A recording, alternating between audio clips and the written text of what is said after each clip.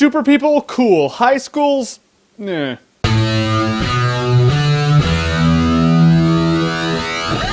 I Am Number 4. Alright, so I Am Number 4 is the story of these special people. There are 9 altogether, 1 through 3 have been killed off. This is the story of number 4. Go figure from the title. I don't think this was said in the trailer, but it's not a spoiler because it was given in like the first 30 seconds of the movie. They're actually aliens. They're special aliens that are here, and this other race of aliens, led by that one dude who's a dick in everything's trying to kill him. Yeah, you know the guy, the Christopher Walken on steroids guy. These days in movies, you have 3 choices for a villain. The Christopher Walken steroids villain, Mark Strong, or CGI. That's it. In this one, Christopher Walken steroids villain. So the concept in the story of I Am Number 4 is pretty cool. Special dude just learning his powers who's being hunted by a race of aliens who are trying to kill him. And his protector is Timothy Olyphant. He's cool. He's like cool in most everything. He's like a freebie of cool. The bad guys in this movie kind of look like the Romulans from the new Star Trek meets the vampires from 30 Days of Night.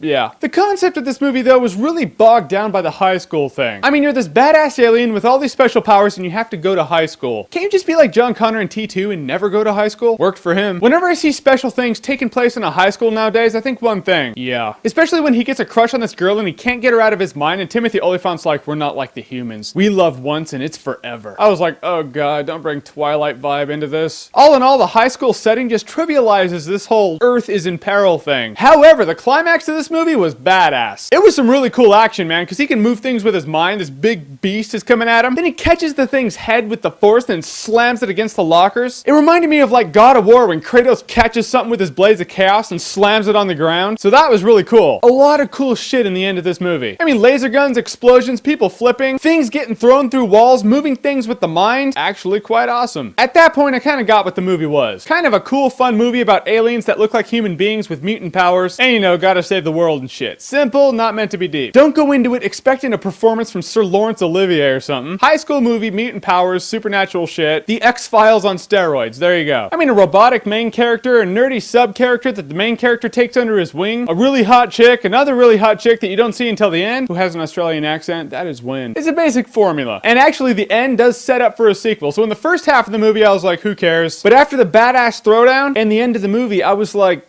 I'm actually interested to see what they do with the sequel. I want to see more of these mutant people throw down. It was weird, to my surprise. I didn't think I would be, but I'm kind of interested. But I will say, since the first half was high school bullshit, and the next half was actually pretty cool, I will say this movie could be a fun time. No alcohol required at matinee price. See it at matinee price. Don't see it at night. Don't get charged like double. Then you'll be pissed. But if you like what you've seen here and you want to see more, click right here to see more.